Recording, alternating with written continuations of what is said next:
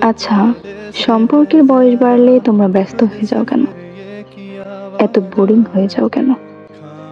রোজ নিয়ম করে কিছুক্ষণ ভালো মন্দ কথা বললে এতেই শেষ? কেন? মাঝে মধ্যে হুটহাট কল দিয়ে তো বলতে পারো, আমি তোমাকে মিস করছি, তোমার কথা খুব মনে পড়ছে। কিংবা সহজ ভাষায় বলে দিতে পারো, ভালোবাসি তোমাকে। সম্পর্কে যত্ন নিতে শিখো। প্রিয় মানুষটিকে নিজের সর্বোচ্চটা দিয়ে আগলে রাখতে শিখো।